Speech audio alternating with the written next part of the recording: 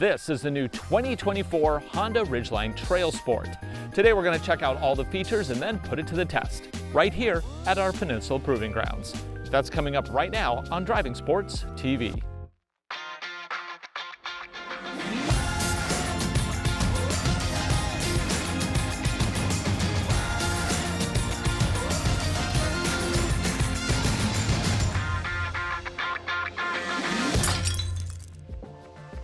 The Honda Ridgeline is a very interesting choice in the midsize segment. Here's a truck that essentially competes with the Toyota Tacoma and the Chevy Colorado. But where those trucks are both body on frame, this one is a unibody, like a car. Now that used to be very unusual, but now of course we have the Hyundai Santa Cruz and the Ford Maverick both available on the market. And all of these trucks offer something a little bit different. For Honda, it means they can do some very interesting things without compromising structural rigidity, like incorporating in-bed storage and giving it a more spacious cabin than the competition. The heart of every Ridgeline is Honda's 3.5-liter V6 engine. This produces a peak 280 horsepower and 262 pound-feet of torque.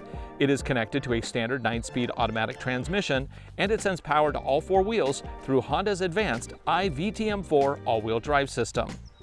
EPA rates economy at 18 miles to the gallon in town and 20 on the highway. Of course, we are going to test the off-road capabilities of this powertrain a little bit later in the video, because this isn't just any Ridgeline, this is the new Ridgeline Trailsport. That means it comes standard with off-road tuned suspension, underbody protection over the oil pan, all-weather floor mats, and General Grabber all-terrain sport tires wrapped around 18-inch alloy wheels. These not only have deep lugs for grip on dirt and rocks, they're also peak rated for snow and ice. That all sounds pretty good, but then you take a look at the newer Honda Pilot Trailsport. That thing has been completely redone with trail modes, more underbody armor, surround view camera systems. The Pilot really is a full realization of the Trailsport name, but this Ridgeline Trailsport, it's actually a lot more like the Passport Trailsport, which was the first realization of the Trailsport brand. The Pilot got all the extra features that we've been waiting for. This one doesn't have those. It's probably because this is a mid-cycle refresh and not all new, and I'm guessing we'll have to wait for the all-new Ridgeline, which is still a few years away, before we get the proper Trailsport. In the back, you get a 5-foot 4-inch bed. The tailgate can fold down or swing to the side. It even has molded-in seating for you tailgaters out there. The bed is lined, so you don't have to worry about scratches. This in-bed trunk has 7.3 cubic feet of cargo capacity. Not only that, it has a drain plug so you can use it as a cooler, and there's even space for a partial spare.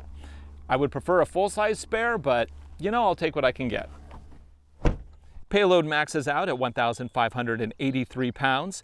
A towing hitch and connections are also included for a towing capacity of 5,000 pounds. Price of the truck as you see it here with the optional Sonic Gray paint, $46,830 US, including destination. That pricing is pretty much on par with the new Toyota Tacoma TRD off-road trim. That vehicle has more horsepower, more payload, better economy, has an optional 6-foot bed, and of course it's a body-on-frame truck. So maybe it's because this Ridgeline has other charms. Let's find out. I actually think one of the most impressive features of the Ridgeline is this second row, and the reason is simple. Fold it up, massive space on the bottom, no little bins in the way. I can put large objects back here with no issues. And then putting it back down is as easy as clicking it back in. With the seats back down, I have plenty of room. I am 6'1", legs and torso proportionate, room for my head, room for my knees. This is where the seat would be if I were driving. And you can see it's actually not bad. Now it is a stadium style seating. I'm very high in my position, which gives me good visibility. I also get a couple vents, DC power socket, fold down armrest with integrated cup holders and a little goodie bin. Over here I get another cup holder and a device bin. Okay, up front. Oh, got a pad there to charge my device. This interior, it is a very Honda looking interior, very spacious, One of the new features for the 2024 model of the Ridgeline is, of course, a large bin. Finally. Of course, I would just fill this up and then never empty it. But you can put an iPad in there.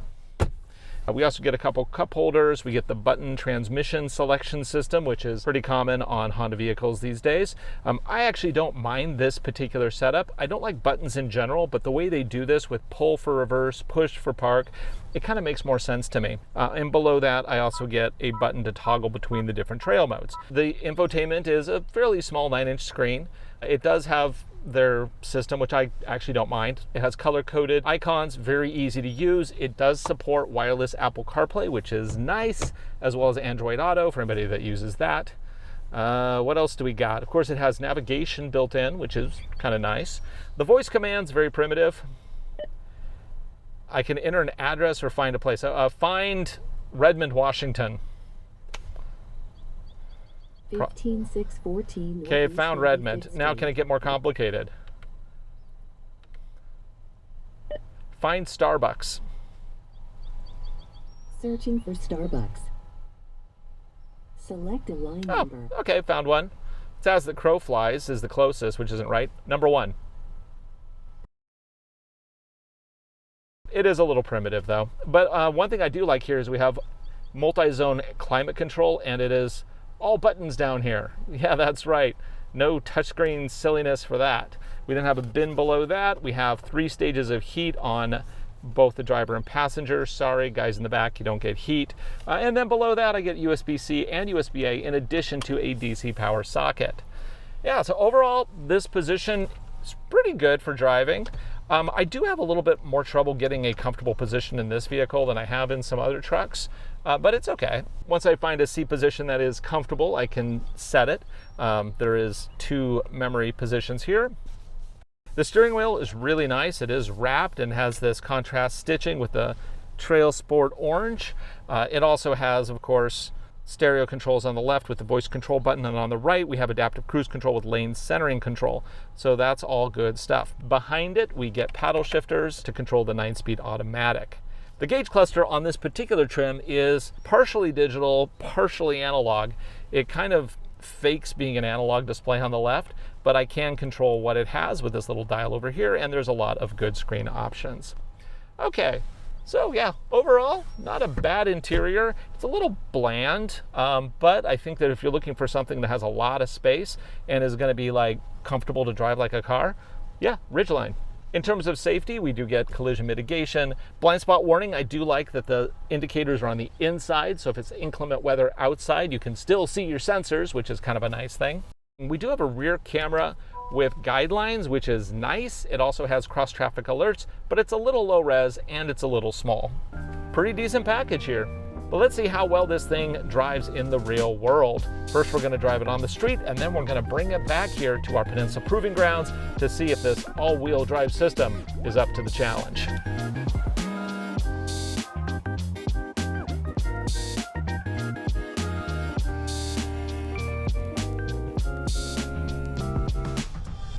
So this is the Honda Ridgeline, and it is the first time that they've offered Trailsport on this particular vehicle. And Trailsport is, of course, Honda's off-road focus lifestyle sub-brand.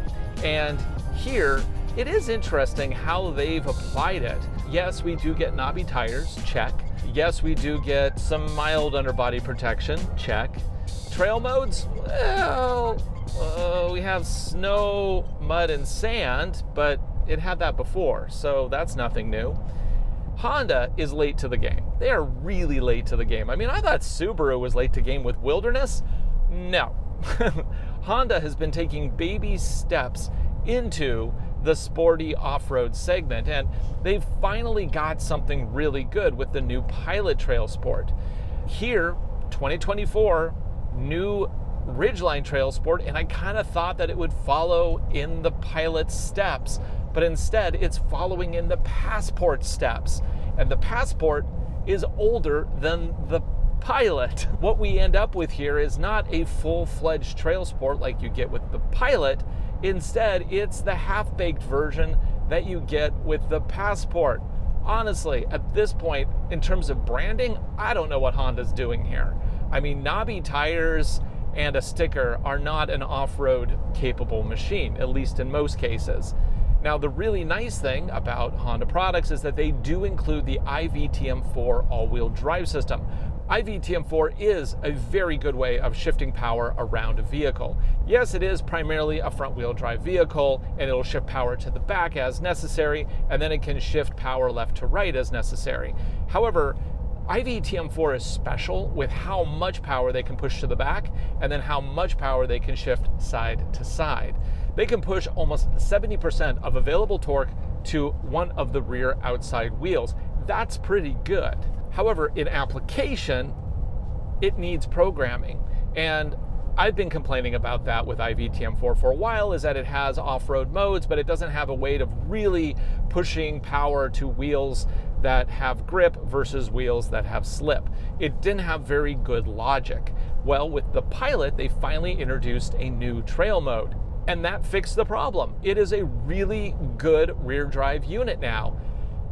This one doesn't have that. And if you buy any Ridgeline, you get iVTM4. So there's nothing special about the all-wheel drive system in the Trailsport version of the Ridgeline. Just want to make sure that that's all taken care of. However, because this is an off-road focused truck and sub-brand, we are going to take it onto our off-road course. And if it gets through the easy course, then we'll take it on the slightly harder course. We'll see how it does. Approach angle, that could be an issue. Breakover, probably okay. But first, we're starting out here on the road with this truck. And this is actually, honestly, where the Ridgeline excels. Because it has independent suspension in the front and the back, it feels very comfortable and confident when just driving it around town. And I honestly think most people who buy Ridgelines are going to be using them for daily driving. What you end up with here is something that is very Honda in terms of feel. Like if you've driven a Honda Accord, you will feel right at home here. You have a nice, spacious cabin. You have a useful, although not terribly exciting, infotainment system, but it does support wireless Apple CarPlay and wireless Android Auto, so those things are good. And you even get a half digital gauge cluster, which is fairly modern. The biggest problem here is really just the price. 45 grand, that puts you into heavy competition with body-on-frame pickups that are more capable, faster, and in modern sense, are actually pretty comfortable. However, you won't get quite as comfortable as this in any of the other pickups. Well, outside of like a Ranger Raptor, but a Ranger Raptor costs 15 grand more than this. Okay, about 13 grand if you do proper math. So, does this truck make sense? I don't know. Let's drive it a little bit and see. So we're coming up to some curves here, so I'm going to go ahead and put it into sport mode.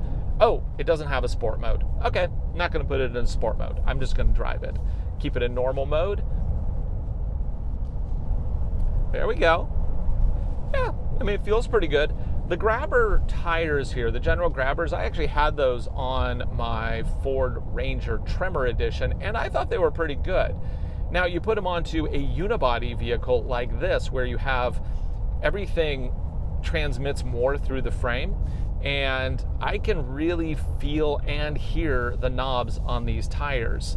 Let's see how it deals with disruption. A little bump there on a corner. Okay, that handles it much better than a truck would. Trucks always are a little skittish in the back because of, not necessarily just because of lightweight in the back, but also because of the suspension a lot of vehicles go with. Go over that with a modern Ford Ranger and your back's going to be bumping all over the place because of the suspension setup, which is still using basically wagon springs. Unless you get, you know, the Raptor version, but that's next level, so not even going to go into that. On the street, power is kind of at the acceptable range for 2024. I mean, most trucks in this price range are now going to produce over 300 horsepower and more torque than this thing will. But, you know, it is competent, and you can drive it around town and feel good about what you're driving. I mean, you need to do a pass at 70 miles per hour. Yeah, it can still do that. But it's just not going to be as quick as the competition.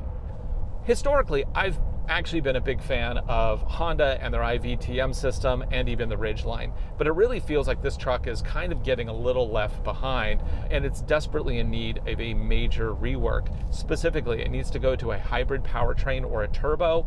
This standard 6 that they've been offering forever, it's just not competitive in the class. And the MPGs aren't very good either.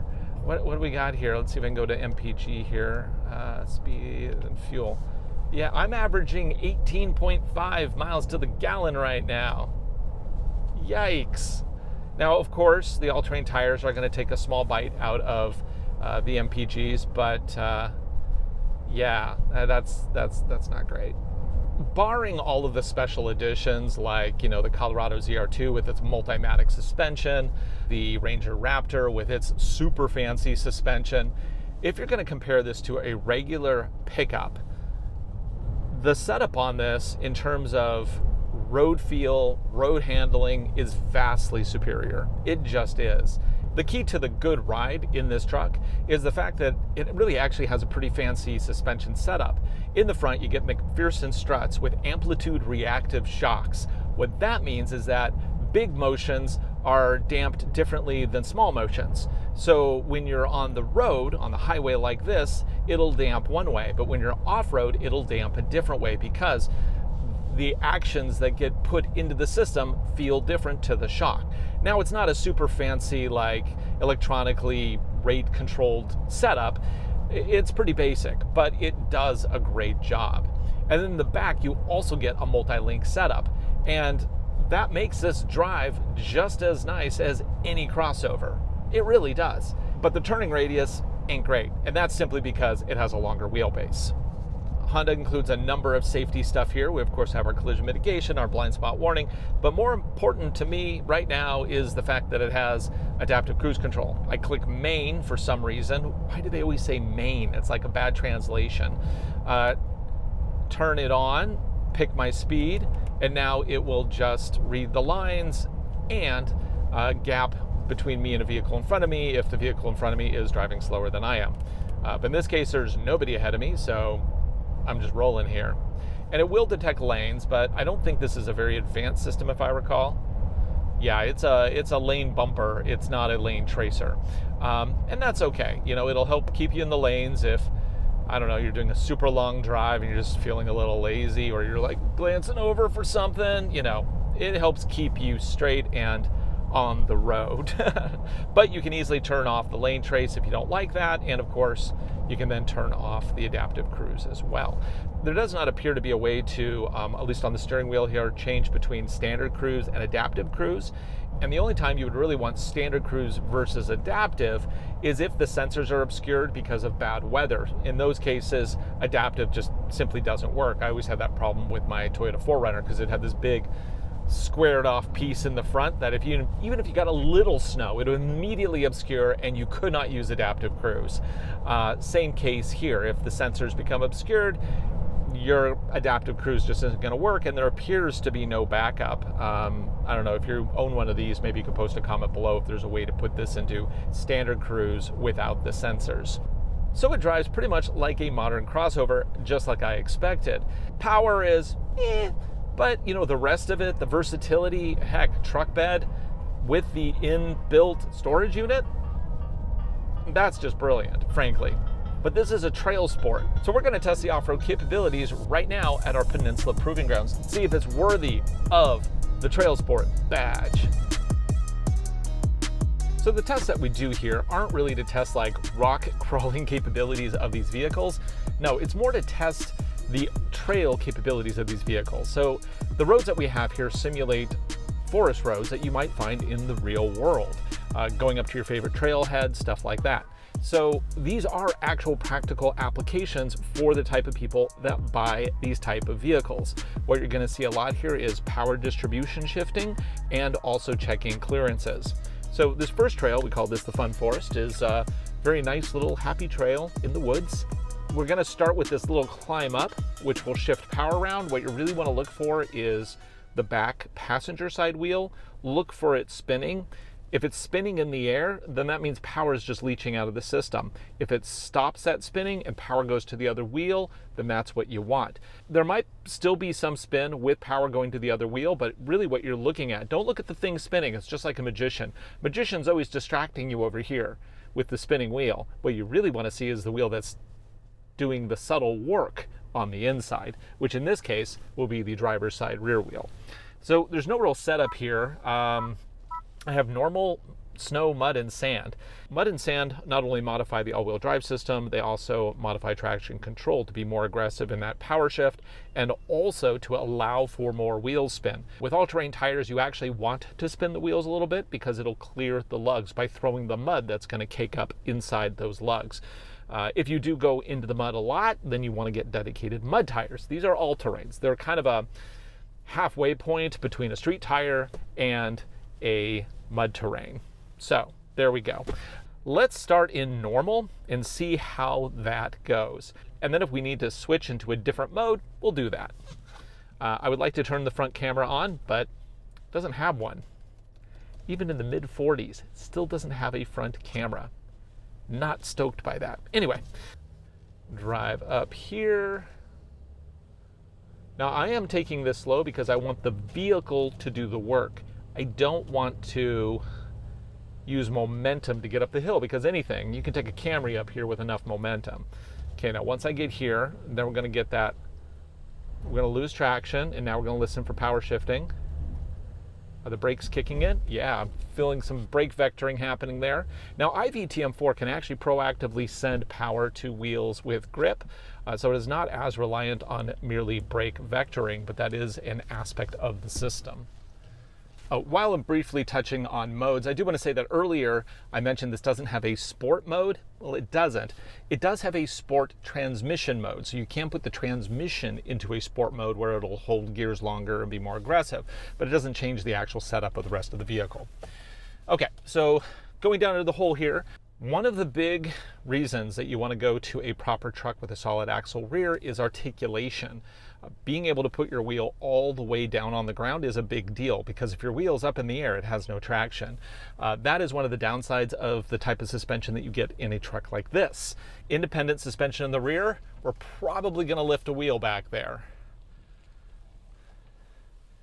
Yeah. So if I was in a Ranger or a Tacoma right now, that wheel would be on the ground and putting power down. It would basically be down doing work for me. When it's up in the air like that, it's just an ornament. And keep going through. Here's where we're going to apply a little power, slowly get out, and I don't want to move too quick because we got trees all around us. This is not like a normal road. A normal road, you add a little power, you know you'll be fine. There's grip on cement. This, sometimes you can slide sideways. You can slide right into a tree. That would not be cool. Now we're going to dip down into a section that actually was a major problem for the Passport Trailsport. We had to dig it out of this. Let's see if this vehicle does better.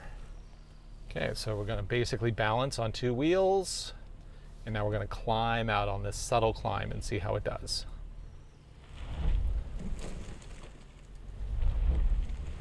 Power shift. Okay, that's what it's supposed to do.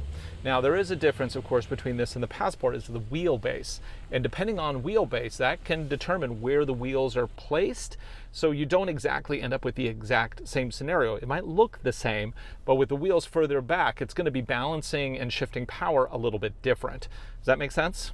Okay, let's go ahead and continue on. And now we're actually going to encounter possibly one of the biggest issues with this truck in terms of a Trailsport trim, and that's the fact that it only has 7.6 inches of ground clearance. It's not a lot. So let's see if we can put that clearance that we do have to work here on the logs.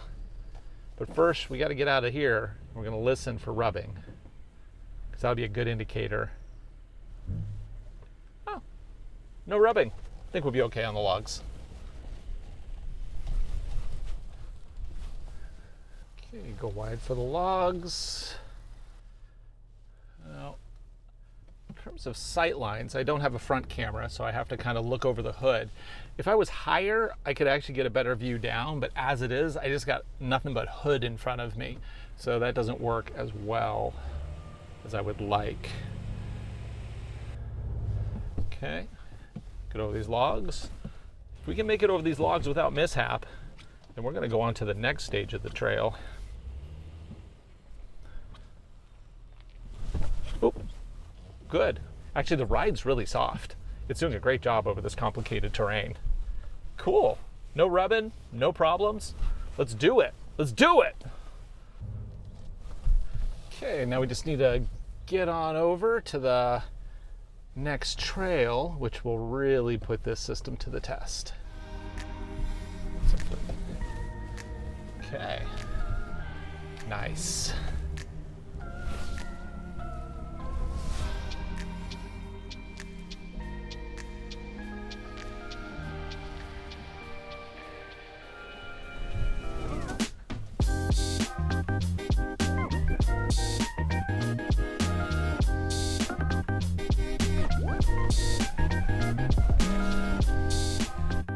The next course kind of kicks up the difficulty a little bit. It's going to be a loose climb here, so I'm going to go ahead and switch into sand mode. That will allow from additional wheel spin, so basically traction control isn't going to put an end to the party. And like I said earlier, you actually want a little wheel spin in slippery or tricky conditions. We're just going to climb up here. This obviously should not be that difficult, but you know, sometimes can be surprised. Now again, front camera would be really nice. I can't see anything over this hood. Oh yeah, we got plenty of room on this side. Tail's not dragging, losing traction here a little bit. Let's move forward. There we go. Now, obviously we don't have a transfer case on this, so we only get a single speed, so crawl is not that great. It's a little boop, boop, boop. We're going to hit a ditch here in a moment that will really test the approach angle of this vehicle.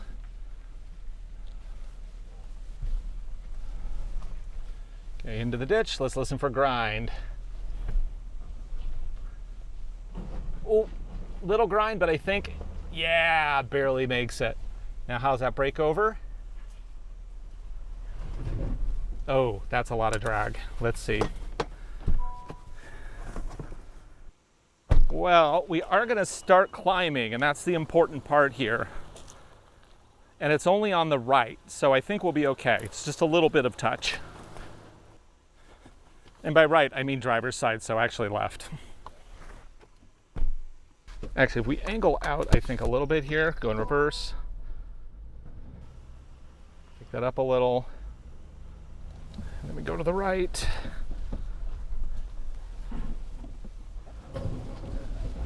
Yeah, just a little drag, just a little. Now the next section is actually what I really wanted to test with this truck. It's the articulation section. It's a number of ditches that will then have the vehicle go left and right, and it's way more extreme than the version that we have on the Fun Forest. So, first we're gonna go downhill to make sure that it has clearance, and then we'll go uphill, which will really stress the all-wheel drive system. Let's try out this articulation and clearances. So we have to get in there first. Ho, ho, ho, definitely gonna lift a wheel here. Gonna listen for any crunching on the front of the truck. So let's go over here.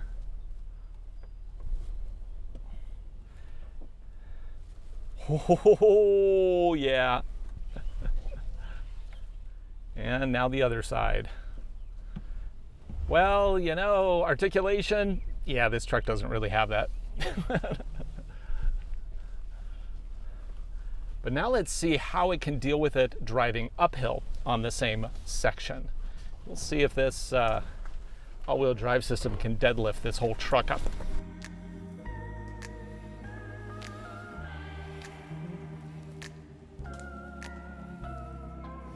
See how well this does. Now the general grabbers actually do help a lot here because they give a lot more grip on this dirt, so we're not just spinning tires.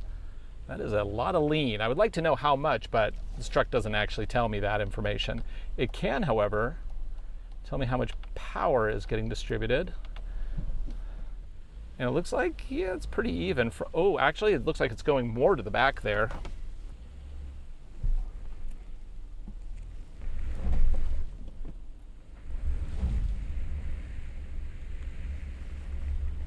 can see a lot of power going to the back on that gauge. Oh yeah, and through it we get. Now you notice I'm just crawling through slowly because I am concerned if we jam down too fast with the compression of the suspension, it will smack the nose because we don't have a ton of ground clearance on this thing. But yeah, it made it through. Well done, Ridgeline. So that's the 2024 Honda Ridgeline Trailsport. Overall, actually a pretty competent little rig. Now, a couple things to keep in mind. Again, the money is a big concern. If you truly need off-road capability, look at the Toyota Tacoma TRD Off-Road for about the same price. It definitely will get you further down the trail. However, if all you're doing is light trails and you just want a truck that you can drive every single day, but the Maverick or the Santa Cruz really aren't your style, and you want something larger because this is technically a mid-size, those other two are compacts, then yeah, Honda Ridgeline, not a bad recommendation. I especially like the flexibility of that back seat and all the space that you get up front. But the best thing of all, you can drive it like a standard crossover. It doesn't drive like a truck until you try to turn it. So the question you're probably going to ask is, why did this truck succeed where the Passport Trailsport failed? I don't know. Honestly, I don't know. I mean, it could just be that the wheelbase created a different scenario in these complicated sections. I don't know. I will relay to Honda, however, the success that we had, of course, with this vehicle today. So maybe they'll take a look at that Passport, and I'll post in the community section if we ever find out anything. So what do I really want to see in this truck when it comes out with a proper Trailsport version? Definitely want more ground clearance. Under 8 inches of ground clearance is kind of laughable in the segment. I also would have liked to have a front camera. I know, yes, you can technically off-road without a front camera, but with the big nose here, it's kind of hard to see what's going on. If I was sitting higher, wouldn't be as big of an issue. But given the current format of this truck, it would be hugely beneficial.